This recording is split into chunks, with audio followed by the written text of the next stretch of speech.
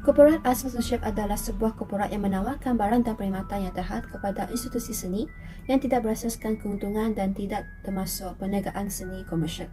Menurut Kirchberg pada 2003, tanpa sokongan korporat, kebanyakan institusi seni akan bertahan tetapi tidak akan mengembangkan tarikan korporat kepada orang ramai.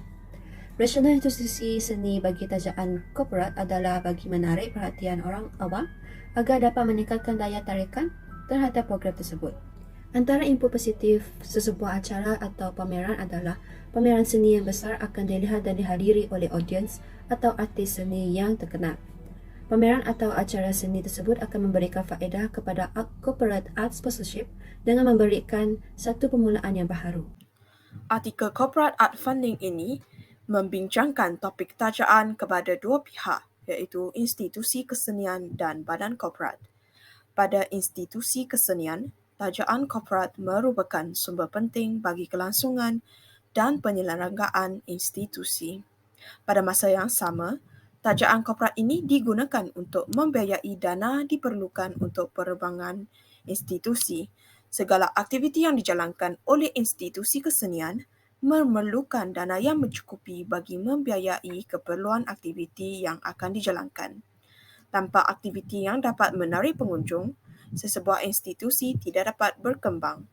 Tajaan korporat memberi kemampuan kepada institusi untuk menghadapi situasi krisis. Tanpa dana yang diperolehi melalui penajaan korporat, kelangsungan institusi kesenian tersebut akan menghadapi krisis. Pada masa yang sama, tajaan korporat tertentu memberi reputasi baik kepada sesebuah institusi kesenian dengan mengiktiraf kepentingan dan kemampuan sesebuah institusi. Tajaan tersebut menunjukkan institusi kesenian tersebut layak untuk menerima sokongan daripada pertubuhan yang lain. Bagi pihak badan korporat pula, terdapat 4 modal yang merupakan motif kepada sokongan yang diberikan kepada sesebuah institusi kesenian. Keempat-empat modal ini adalah saling berkait hubung dan mampu saling mempengaruhi antara satu sama lain. Modal neoklasikal mementingkan penjanaan wang kepada badan korporat, manakala model beretika mengetengahkan corporate service responsibility. Model beretika ini memberi imej positif kepada badan korporat yang telah menghulurkan sokongan, sekaligus meningkatkan keyakinan pelanggan serta klien yang berpotensi untuk memilih badan korporat tersebut.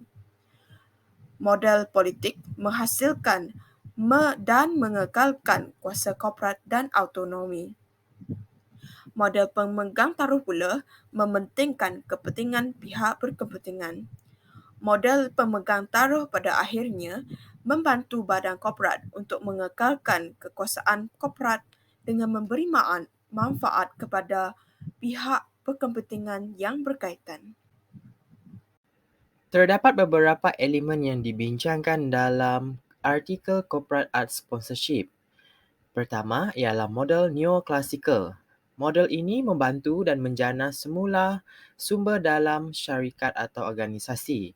Ini merupakan salah satu tujuan komersial yang digunakan untuk menambah baik jualan produk, jualan perkhidmatan dan imej korporat.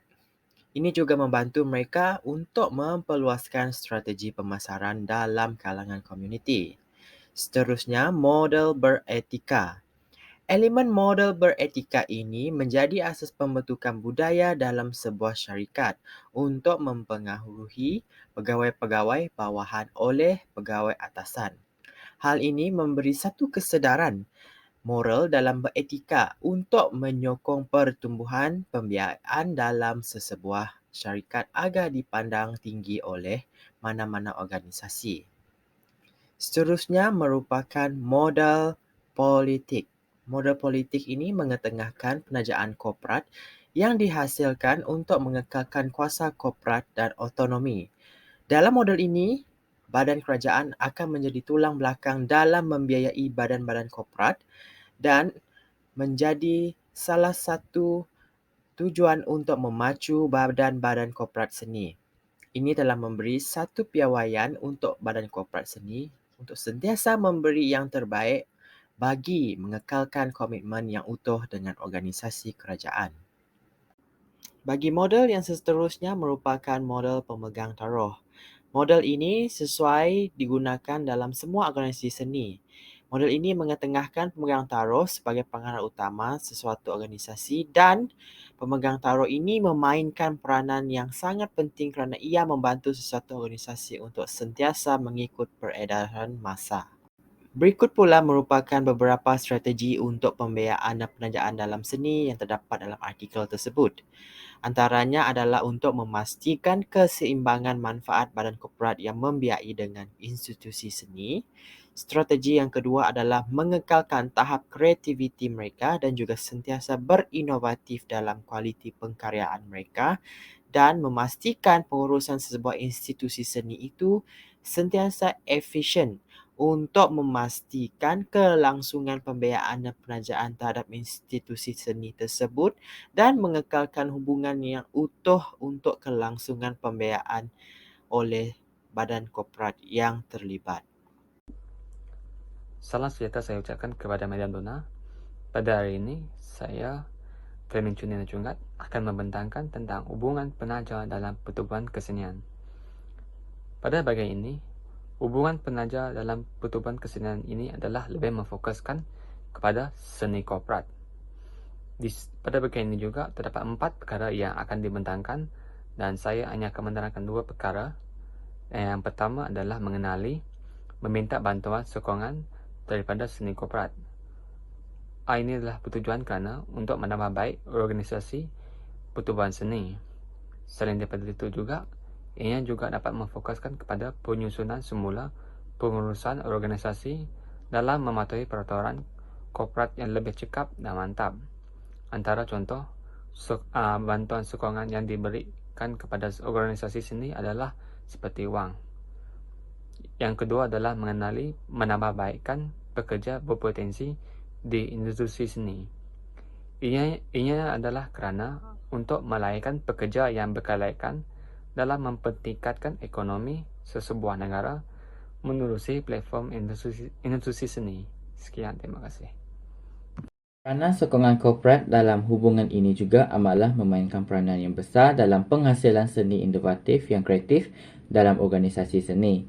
Hal ini kerana hasil daripada pengumpulan dana yang banyak, ianya sudah pasti boleh meningkatkan kualiti budaya inovatif dan juga kreatif. Namun demikian, dana yang diperoleh sering kali diperoleh daripada sumber di luar aliran utama pembiayaan iaitu orang awam. Oleh itu, melalui hubungan ini, ianya akan dapat mengembangkan daya tarikan dalam menarik perhatian orang awam.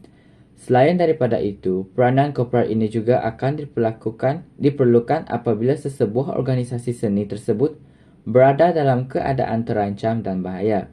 Contohnya, organisasi seni mengalami krisis kekurangan kewangan lalu korporat haruslah bertindak balas dalam membantu menyelesaikan masalah ini.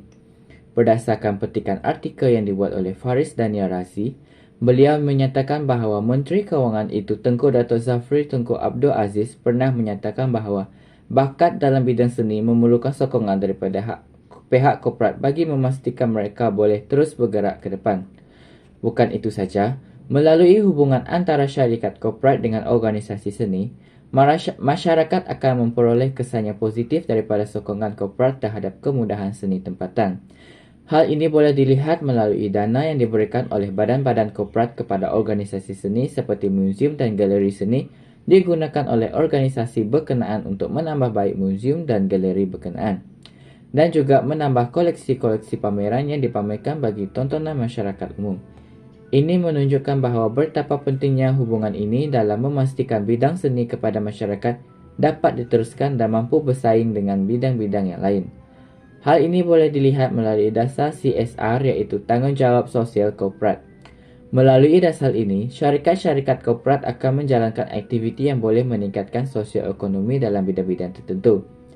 Dasar ini telah memberi perkembangan yang baharu kepada organisasi seni dalam mewujudkan hubungan yang baik.